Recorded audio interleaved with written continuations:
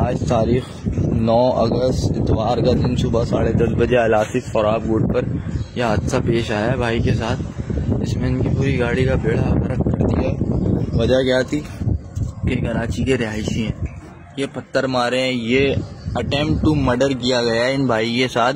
क्योंकि अगर ये गाड़ी का एक्सीलेटर ना देते तो गाड़ी की हालत देख के अंधा लूला लंगड़ा ये कह सकता है कि इनका मर्डर हो गया और खुदा ना खास्ता इनकी जान को कोई नुकसान हो जाता। तो फिर एक न्यूज़ आती कि बस लोगों के झुंड में एक शहरी जाँ बहक हो गया और कोई केस कार्रवाई नहीं होती। तो ये भाई अल्लाह पाक ने करम किया है इनके ऊपर कि अल्लाह का शुक्र है लाख लाख ये बचकर आ गए। अब इनसे पूछते हैं कि इनके साथ क्या किया है। इनका हाथ वाथ भी तोड़ दिया है उन लोगों ने। भाई क्या हुआ है आपके साथ अभी अलासिफ स्क्वायर में? बैरियर से आ रहा था अपने दोस्त को ड्रॉप करके ना वापसी में, तो आगे अलासिफ पे पहुंचा टोटल के पंप से आगे वहाँ मोबाइल वगैरह वो सार्जन वगैरह पुलिस वाले खड़े हुए थे। बिल्कुल रास्ता उन्होंने बस थोड़ी सी जगह खोली थी, गाड़ियां जा रही थी भाई, सही है। तो मैं भी उस गाड़ी के साथ साथ भाई मैं भी चला गया। मुझे नहीं पता अंदाजा क्या हालात हुए हैं, कुछ हुए हैं, क्या चल रहा है मुझे नहीं पता कि क्या सिचुएशन। खैर मैं चला गया। फिर आगे मोबाइल खड़ी हुई थी रोड पे, बंद था। तो जितनी गाड़ियां क्या सर्विस रोड पे जा रही थी तो उसमें सर्विस रोड से निकलने लगा, ठीक है।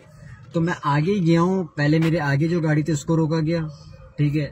उसको इसलिए छोड़ दिया, मेरे ख्याल से सिंधी था या क्या था। मुझसे फिर मेरे पास आया, मुझसे पूछा एनआईसी दिखाओ, मेरे पास एनआईसी नहीं था। मैंने कहा पिक्चर दिखा दे रहा हूँ, क्या कोई मसला है? तो बोलता है उर्दू स्पीकिंग हो। मैंने कहा हाँ। बोला महाजिर हो? मैंने कहा हाँ।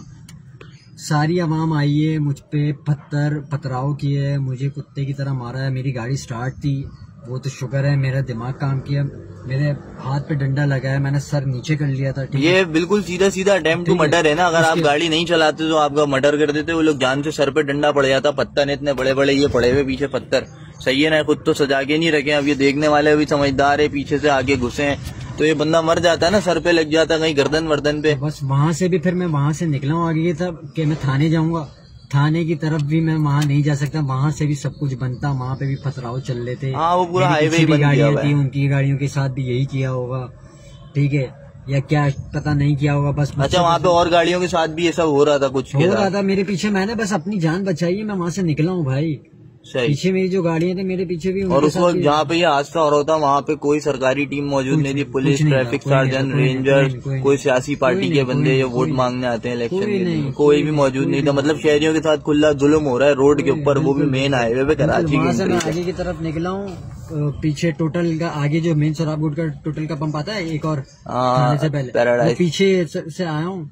अब मैं रोड की तरफ थाने की तरफ, वहां से भी रास्ता बनता हुआ है। मैं पूरा घूम के स्कीम 33 से पटेल हॉस्पिटल से निकल के वाटर पंप से पूरा घूम के सरीना से आया हूँ भाई। तो भाई ये देख लिया आपने, सारे उनकी कहानी उनकी जुबानी सुन ली है। अब ये सारे चीज़ों का खुलासा सिर्फ इतना सा है कि ये शख्स कराची का मकामी है, ठीक है। इनके एनआईसी पर भी गाड़ी भी कराची के मकामी है, एनआईसी पर भी मुस्तकिल पता, यकीनी पता, तमाम पता कराची लिखा हुआ है इनके, सही है। और जितने बंदों की वहाँ पे दर्जनों गाड़ियों का तोड़ा है उनका भी यही है, क्योंकि वो महाजिर कराची का। अब बात यह है कि बात कौम वॉम की नहीं है कि वो पंजाबी थे, पठान थे, सराइकी थे, बलोच थे, कोई भी थे, वॉटएवर।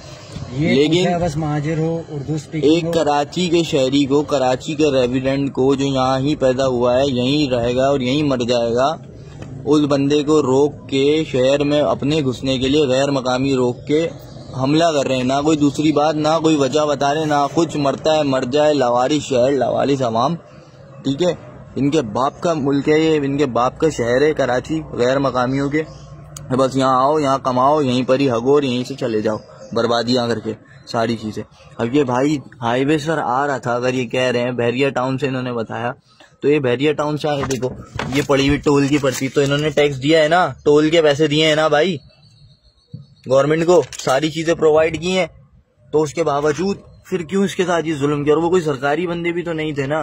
और गवर्नमेंट कहाँ है भाई? गवर्नमेंट भी वहाँ पे मौका आजाद। ये पिछले 4-5 अभी 11 साढ़े 11 का टाइम हो रहा है और पिछले 4-5 घंटे से कहानी वहाँ पे चल रही है। क्योंकि 3 घंटे पहले मैं वहां से खुद होकर आया हूँ, मैंने अपनी आंखों से देखा है। वो तो वहाँ पे सार्जन खड़ा हुआ था, पैराडाइज बेकरी से पहले वाला जो कटाता है टोटल पंप वाला, उसने कहा भाई यहाँ से घूम जाओ, पथराव हो रहा है वहाँ। तो इतने घंटों से एक चीज चल रही है, कोई अमल नहीं हो रहा। अभी यहाँ पे नंबर प्लेटें लगा लें गाड़ियों पे, ये सारी चीजें लगा लें।